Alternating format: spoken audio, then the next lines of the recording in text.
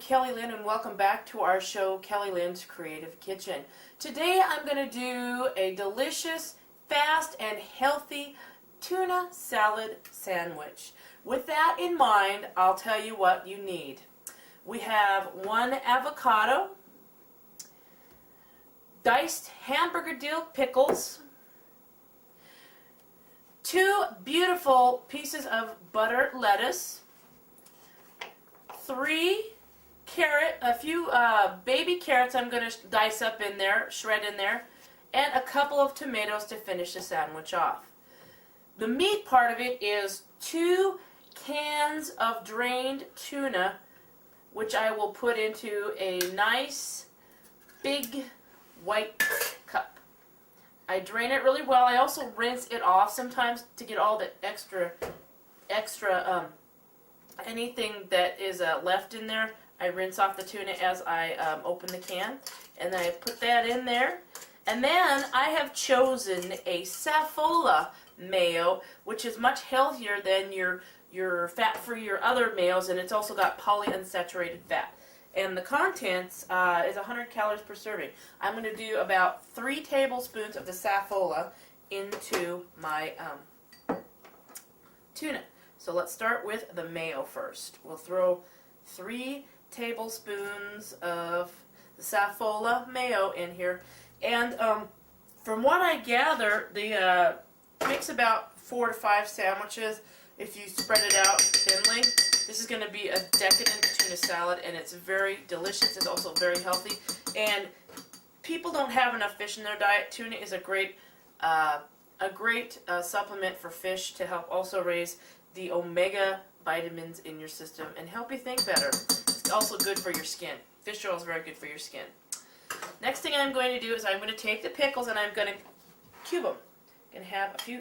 I've drained the pickles, and we may or may not use all the pickles because we're only using the pickles to season to taste. What we're going to do is we're kind of cut these pickles into cubes, and then we're going to chop them and dice them up into very small pieces, just to add color and taste to the tuna salad, and it'll be a great sandwich for later. So once we get this diced up, we're then going to put it into the top of the tuna.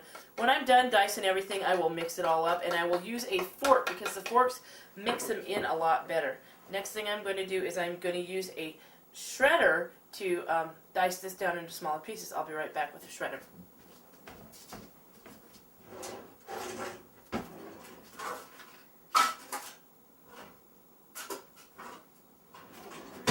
What I may do is use a little bit of a peeler, and we'll just peel them right into the bowl there.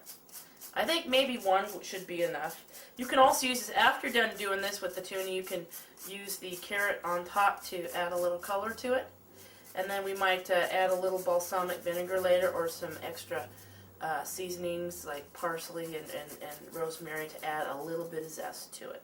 So once that's done and over with, we'll set that to the side. Next thing we are going to do is we are going to cut an avocado in half, and then we're going to add a little avocado to this. This is going to be a lot different than some of the tuna sandwiches and tuna salads that you usually get. What I do is I rinsed off my avocado, I cut into, and just so my avocado doesn't go bad, if I don't need a lot, I will leave the most of the avocado into the shell, and I will pick out the piece that I want to cut. So let's go around like so, and I got my little chunk right there. We're going to set the rest aside for an avocado dip later on today. I'm going to cut this up into small pieces, and then we will just kind of cube it up.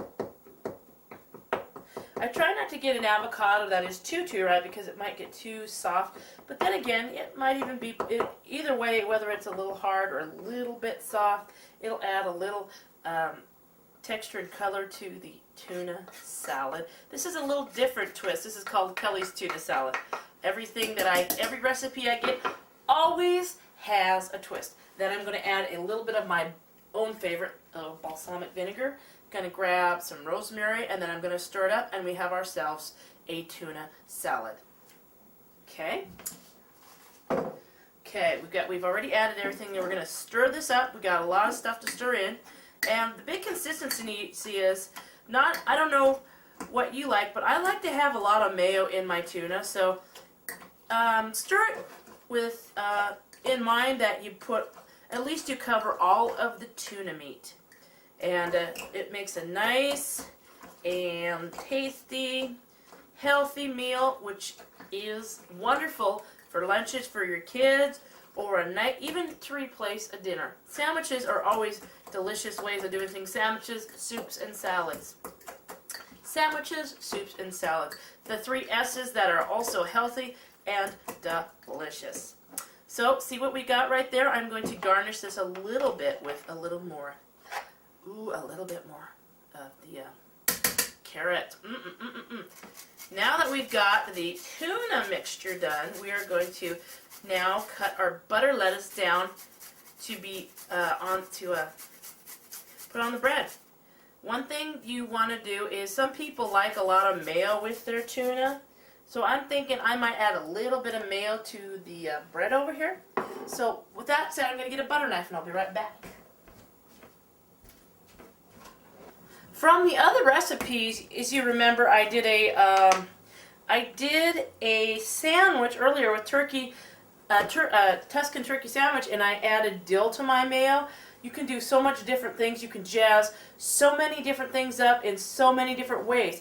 Sandwiches, salads, and soups have endless possibilities. Once you know the basics of creating a great sandwich or salad or soup, then you can do anything. As you notice, I show you how I butter. I use the edge of my knife to butter to the edges. I want to do a light buttering today of mayo, because I think I have plenty of mayo in the tuna sandwiches here. And the other key about vegetables and meat is, like I told you earlier with the Tuscan turkey sandwich, you want to keep your vegetable side and your meat side separate from each other. So the next thing I am going to do is I am going to cut down, wash off the butter lettuce and cut down what I need for my sandwiches. I think we'll only need probably about one lettuce. So I'm going to cut down. I always cut off the ends, because with butter lettuce you cut off your ends because they're kind of bulky to go into a sandwich. And then I will use the pretty garnished end and cut it in half again. I think we're going to, instead of using the bottom part of the butter lettuce, which we'll use for salad later, we're going to use the top, which is kind of, shake it out really well and lay it on the right side of my sandwich.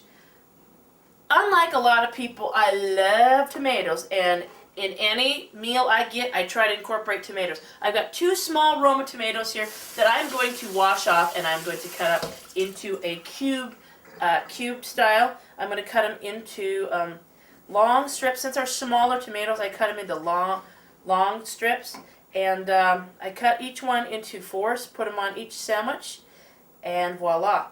I also am going to add another twist to my Kelly tuna salad.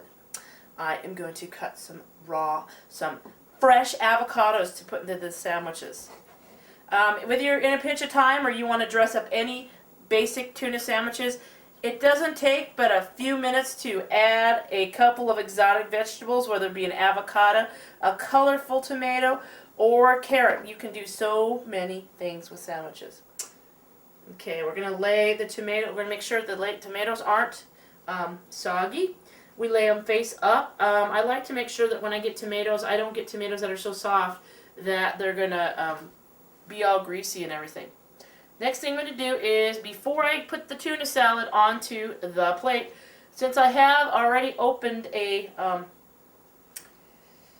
avocado, I'm going to scoop it out, and then I'm going to slice up a few slices here.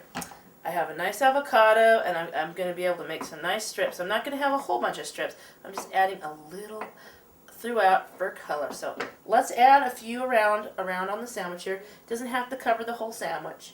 I'm adding it in between since we got smaller tomatoes. And voila, we got a little taste with that. I'm going to wash my hands off here. And the next thing is going to be an exciting putting it together. Wait till I lay it on. I like to use a fork to slather on the tomato. It's probably about Each one of these will probably have about a tablespoon. Depends on how much tuna a person likes. Some people like a real thin spread. It's all up to you and the taste. I like to make it nice and decadent because you know what? And spread it to the very edges of the bread so each part of the bread has a decadent taste in your mouth. I see the avocado. There's so much color in this. I cannot believe it. When we are done, I will show you the end product. So, as I said, gourmet on a budget for pennies to the dollar. You too can have delicious, tasty, fast meals, minute menus, and you name it. If you use your mind and you're not afraid of the kitchen, you will be surprised what you can do in minutes with what you find in the refrigerator. If you'd like more information about this recipe or other recipes in this place, log on to kellyhaig@msn.com. And you can email me for information on my recipes. I'm going to have a recipe book put together at the end of this season. And there's also going to be DVDs and VHS copies available for you to order if you see a program you'd like here. Voila! We've got a wonderful tuna salad, Kelly tuna salad sandwich. And it is going to be very delicious, especially with a nice glass of orange sun tea that I did in the sun today. It's all in fun. It's all in the name of food. I'm going to have a nice, delicious taste of this. I'm also going to show you some wonderful spring drinks that you can have with your parties, whether it be 1 to 2 people or an army. There's always a fun and fabulous way to create your food and make it look good too. Let us fold these over and have a great taste in a moment. Now I'm going to have a bite. Normally I would cut it in half, but you know what? I am so decadently into wanting a bite that I'm going to have a bite right now. Tuna sandwich, here we come.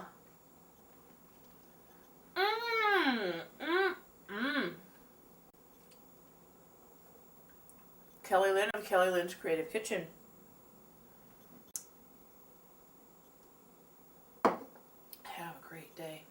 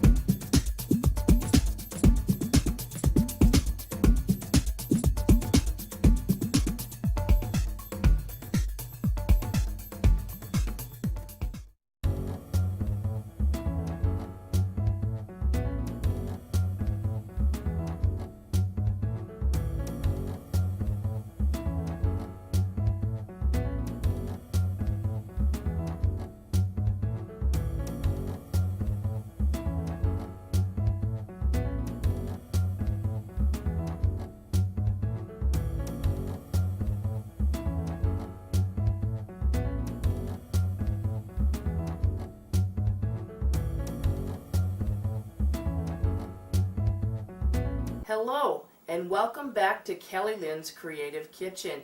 We're going to be doing a special craft section today for you. I'm going to show you how to make a stylized bow, or I call it a swag, and it's a very cheap and efficient way, also a very creative way to decorate around your house. I've got bows throughout my house above my windows and I add little accents to them. But first we're going to start out with the equipment you're going to need to make a bow, and I will tell you step by step how to make a bow. Okay? So number one, we've got clippers, a pair of sharp scissors, 3 pipe cleaners, because we're going to have 3 levels of bows, a couple different sizes of bows. This is probably about a small 1.22 millimeter, a little bigger ribbon with pattern, and a paper ribbon. I've already unrolled the paper ribbon. You can get rolls of paper ribbon at your local craft stores, and they're pretty cheap and they last a pretty long time. When you open them up, you'll twist them, and that's how you open and make your paper bows. And I also have some raffia. I have some raffia left over from the bows that I've done before. And with that in mind, I also, just to make sure if I need to tie off the bows, if they get too many of them in my hand, I have a nice plastic nylon see-through string. And it works really well because I've used it for a lot of different crafts. So with that in mind, I'm going to first of all take and straighten out my pipe cleaner, and we're going to use this part of it for holding the ribbon, and it's all about twisting. So before we do anything else, we are going to start with the smallest ribbon and work our way up to we're going to make the bows in stages. So in that respect, that way you're able to control the bows and then connect them at the very end. I'm going to open this up. This is a line of Carolina bows, and it's got a great print. I think this was popular in the last couple of years. Let's get that open there. It's adult proof as usual. Everything is always too pre-packaged. So with that in mind, this is a satin ribbon, and it's very well made. So if it is wrinkled, you can actually iron it to straighten it out. I'm going to do one with a few scoops, so with a few loops. First thing I'm going to do is you have about this much ribbon. You take this thumb. I'm a right-handed person, so this thumb is going to be used to guide my ribbon around my thumb. First thing you do is you hold this piece of ribbon between your fingers, and then you make a small loop and turn it into itself. And what I like to do is I usually sometimes like to do a twist on the bottom so the ribbon doesn't turn inside out to itself. So the next thing I'm doing is wrap it around my thumb, a very small, this will be the center of the bow.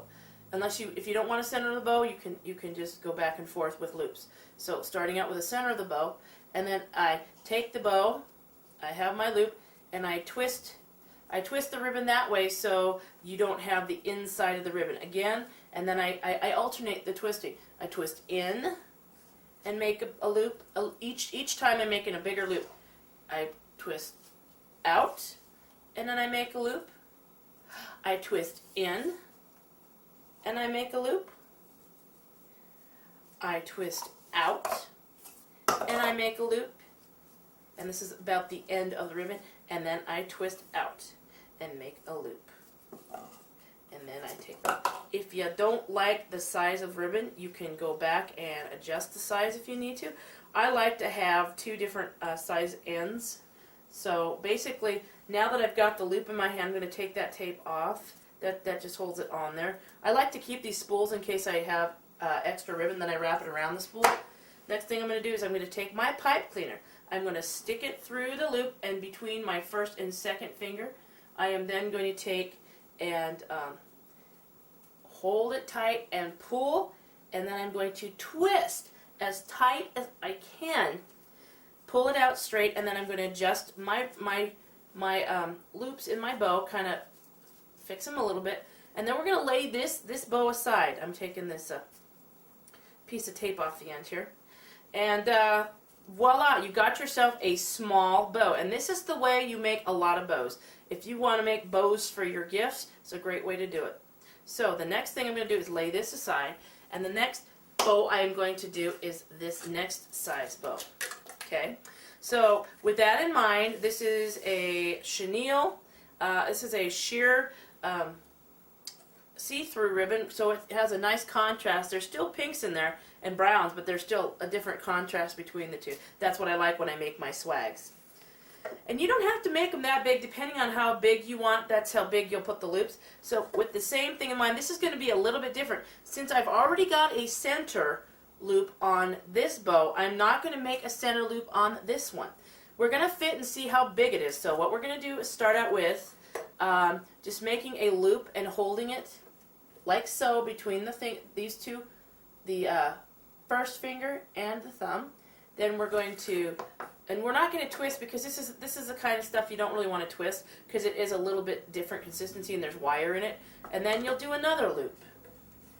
And this is just to add a little flavor to the to this bow. So since we don't have a lot of ribbon, I'm going to make some big loops here, and then we're going to let it hang long. So with that in mind, I am going to now take this, and instead of using a pipe cleaner, I'm going to use a nylon tie so I can tie it nice and tight. And we don't need that much, so I'm going to snip that off right there. We're going to put it through the first and second finger, and this time we're going to tie it. So we're going to tie it, and we're going to tie it in a few different knots, because this kind of stuff, if you don't tie it tight, of course you got to use your teeth sometimes, because it won't, it's hard to, when you have a bow in your hands, it's hard to tie it with both hands when one's full. You pull it real tight, this is the kind that stretch, and then I'm going to tie it a couple more times. Oops, that came off, and that's one thing you don't want to do. You don't want to pull it too tight where the other end comes off, but it's going to work because I got a nice knot in there. Okay, so this is the second bow. So you've seen two different ways of making bows. I'm laying both of them side by side. We got the small, the medium, so it's going to lay like that, and then we're going to go now to our paper ribbon. One thing I decided I might put in there is possibly some eucalyptus. We'll see if it matches. I will be right back. I'm going to get a swig of eucalyptus. You know what? That color doesn't match. So basically, we're just going to do a nice ribbon with these three colors. So looking at the sizes, we're going to want to make this other ribbon bigger, and it's going to have the same concept. The paper ribbon is going to have the same loop concept as the second one. We will not have a center. Since we got a small, medium, and large. We don't have a lot of paper here, so we're going to make maybe a couple of loops. And this will be a nice and intimate little swag that you can put either on your doorknob or above your door, just to welcome people. You can even add signs to it. So we got about this much. We got the loop. I might make it just a little bit shorter so we have a little bit more for the loop. We can also add more stuff to it after the basic concept is put together. So we got the small loop. We hold this loop between our thumb and our index finger. And then, I think this is called index, I never know. I'm making the loop a little bit smaller because I don't have a lot of ribbon to work with.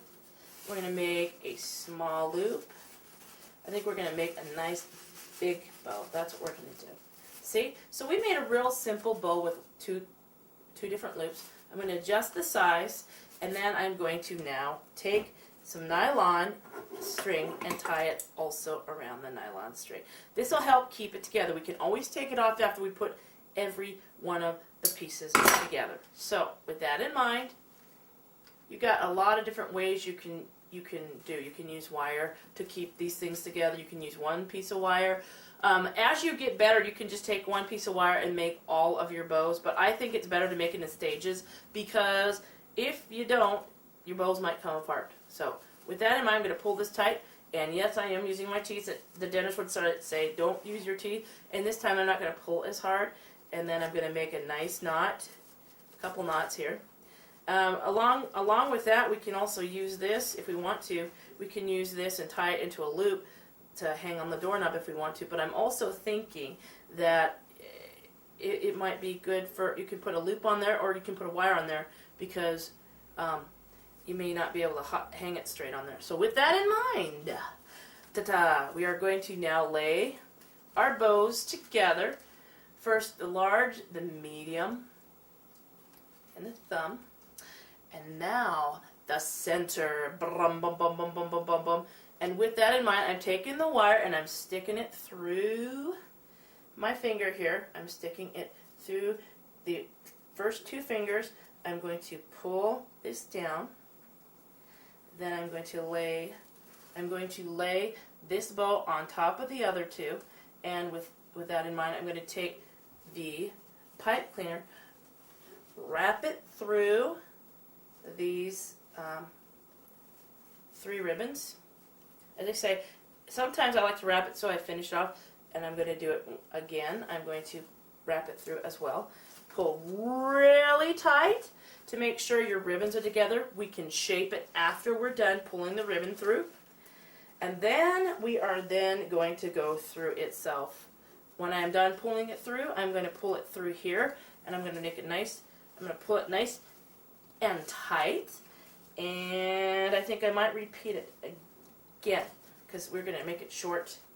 And then, see, I left a little tail from the other part, the other pipe cleaner, and I went through again, and I'm going to again pull it tight, pull it really tight. Ugh. Your fingers are going to take a little bit to get used to this, using the wire, or will take a little bit of time getting used to making these bows. And now that I am done with that, I'm going to take this little tag and I'm going to wrap it around the, outside of, kind of twist it. That's one thing about the chenille, or you call it pipe cleaner. It is very, very flexible. Next thing I'm going to do is I'm going to take the pipe cleaner and I'm going to then thread it back through underneath this again. I'll see if I can do that. Throw it back underneath, and I'm going to then loop it under itself, and I'm going to make a loop that you can hang it on, whether it be a door or a hook or a whatever else you want it, and it'll be my back. And then I'm going to do a nice twist to finish it off. And then I'm going to take and shape my bow. First thing I'm going to do is I will take the back and I will flatten it out and make sure it lays flat underneath this bow. So we'll flatten it out. We'll shape the paper ribbon. I might want the paper ribbon to kind of go off on the side there, so it makes it a little bit more full. Then I'll pull out the ribbon and shape it out nicely here. See? And then I'll do the next ribbon. I think I'm going to do the same thing with this ribbon. We're going to pull it out nicely.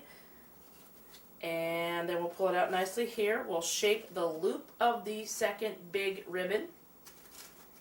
And finally, after all that's done, I'll take the bottom of this and put it on one side, and the other tag, and put it on the other. That way we'll have a nice even ribbon. And in the end, voila, we have ourselves a spring swag that you could hang on any door or above any window to brighten up your home, whether it be a bathroom space, a door, a mirror, your children's place, or even to put it on a bow. This will be real nice for a big bow. You can vary your sizes. So with that in mind, I'm Kelly Lynn of Kelly Lynn's Creative Kitchen. If you'd like more information on how to make bows or other special gifts or items from things around your home, or to do a different twist on interior decorating, log on and email me at kellyhaig@msn.com. That's kellyhaig@msn.com. Thank you so much, and I look forward to more wonderful craft moments with you. Until then, I look forward to coming up in the next couple weeks with a barbecue and an Italian feast from my sister's house to die for. Don't go away, and have a great day.